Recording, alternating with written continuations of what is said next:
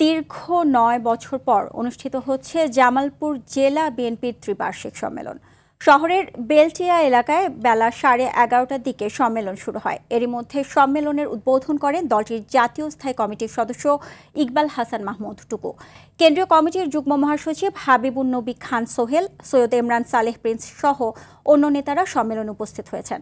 দিনব্যাপী এই আয়োজনকে ঘিরে দলীয় নেতাকর্মীদের মধ্যে উৎসাহ উদ্দীপনা বিরাজ করছে। দীর্ঘ প্রতীক্ষার পর নতুন নেতৃত্বের প্রত্যাশায় মুখর জেলার নেতাকর্মীরা।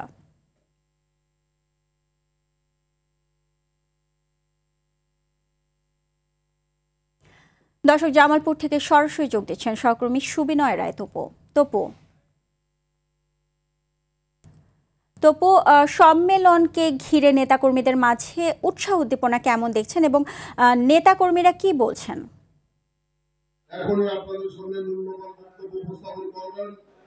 আফসানা, আমি এখন আছি জামালপুরের বেলটিয়া এলাকায়। এখানে দীর্ঘ ৯ বছর পর প্রতীক্ষিত জেলা বিএনপির ত্রিবার্ষিক সম্মেলন অনুষ্ঠিত হচ্ছে।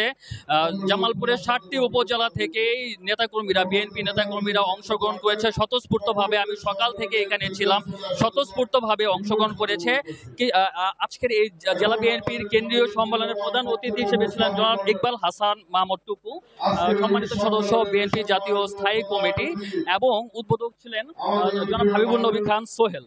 এখন প্রধান বক্তব্য রাখবেন, এতক্ষণ কেন্দ্রীয় নেতাদের বক্তব্য হলো, এখন প্রধান অতিথি ইকবাল হাসান মাহমুদ টুকু বক্তব্য রাখবেন। এর মধ্যে কিছু বক্তব্য চলছে। আমরা সকাল থেকে দেখেছি যে বিএনপির কেন্দ্রীয় নেতা কর্মীদের মধ্যে ব্যাপক পরিমাণ উৎসাহ উদ্দীপনা ছিল এবং একটু পর পর মুহুর্মুহুর স্লোগান এবং বিএনপি একটি প্রাণের স্পন্দন খুঁজে পেয়েছে এই সম্মেলনের মাধ্যমে। জামালপুরে এখন প্রধান অতিথি হাবিবুল জনাব ইকবাল হাসান মাহমুদ টুকু বক্তব্য রাখবেন। এর মধ্যে স্লোগান হচ্ছে এবং একটি উৎসব মুখর পরিবেশ বিরাজ করছে। এই ছিল আমার কাছে জামালপুর জেলা বিএনপি ত্রিবার্ষিক সম্মেলন উপলক্ষে সর্বশেষ সম্মেলন। ধন্যবাদ আপনাকে।